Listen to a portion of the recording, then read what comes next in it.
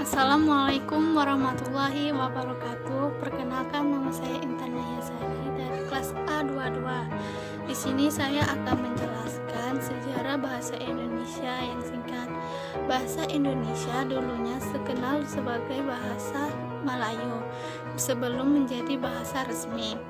Bahasa Indonesia menggunakan bahasa Melayu sejak zaman dahulu pada Kerajaan Sriwijaya berdiri. Tapi pada tanggal 28 Oktober 1928 bahasa Indonesia resmi menjadi bahasa resmi nasional dan bahasa Indonesia.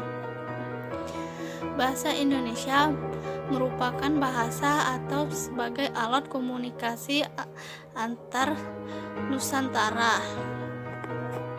Bahasa Indonesia yang kini dipakai merupakan berasal dari kata bahasa Melayu atau bahasa ibu.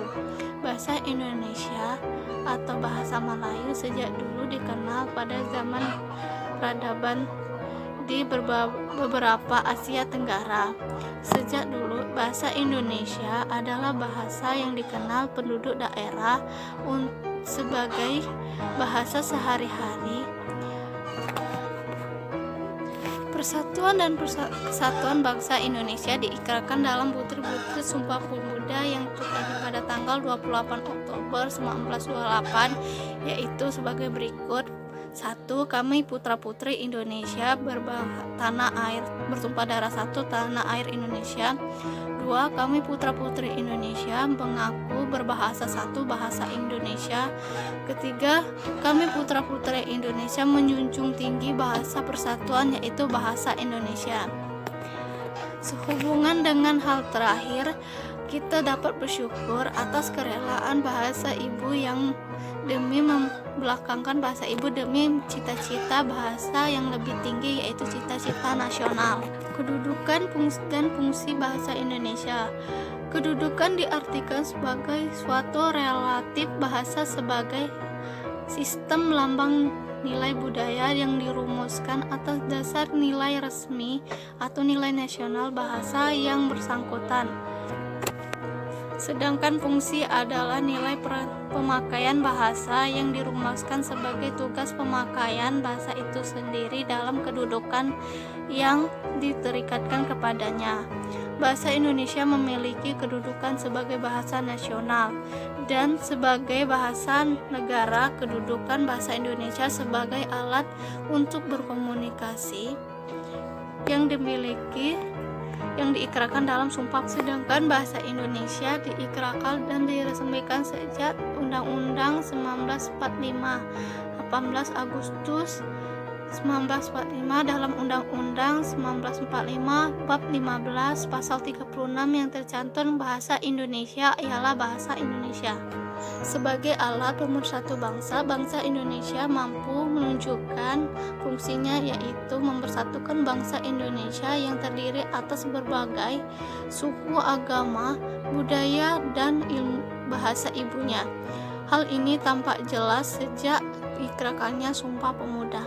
Sehubungan dengan hal tersebut, bahasa Indonesia memungkinkan sebagai bahasa yang mencapai keserasian hidup sebagai bangsa yang bersatu dengan tidak perlu meninggalkan identitas, kesukuan, dan kesetiaan pada nilai sosial budaya serta latar belakang bahasa yang digunakan.